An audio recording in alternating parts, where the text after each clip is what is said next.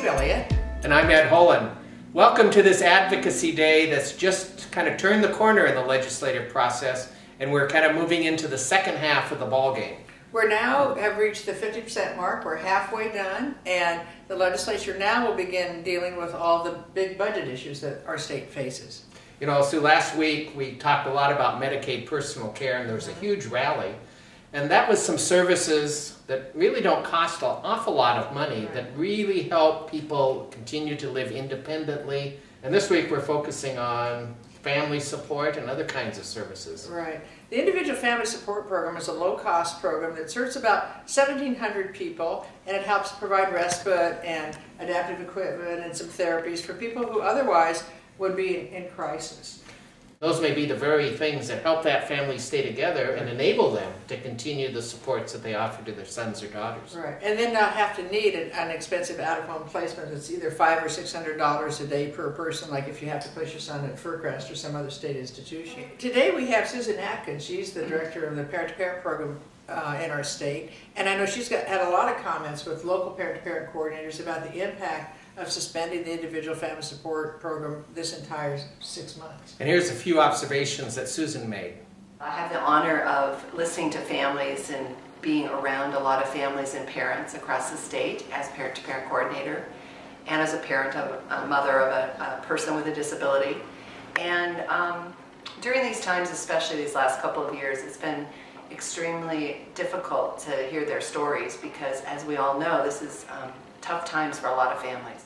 One of the things that happened recently was almost 14,000 families that used to have a case manager from the Division of Developmental Disabilities assigned to them lost their case manager and are on a already were on a no paid caseload. So it always makes me sad to hear their stories and to know that they're working really hard trying to keep their families together and keep their kids at home and in the community and living, helping their children become independent and, hardworking, tax-paying adults. And I know Parent-to-Parent is one of the few places in most communities across the state where you can get connected to another parent and find out from somebody who's been there, who's traveled that road, and who can help you navigate the systems in our state, which can be very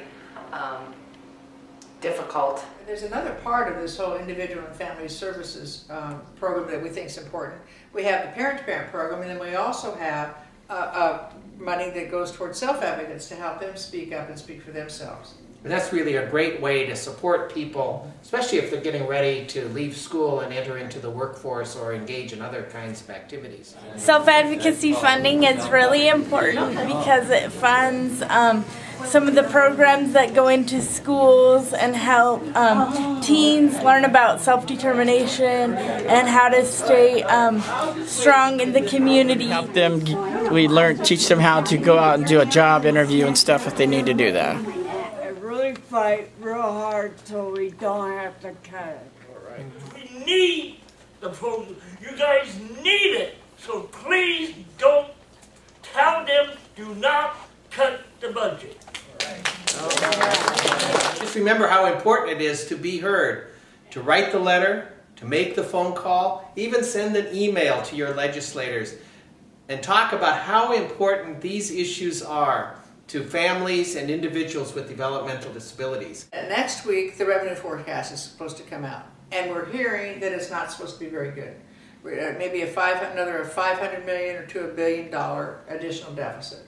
So now is not the time to just sit and wait to see what happens. You have to be actively engaged. If you don't speak up now, legislators will make decisions without us. Remember, change is made by those who show up. It is. Change is made by those who show up. And we'll see you at Advocacy Day.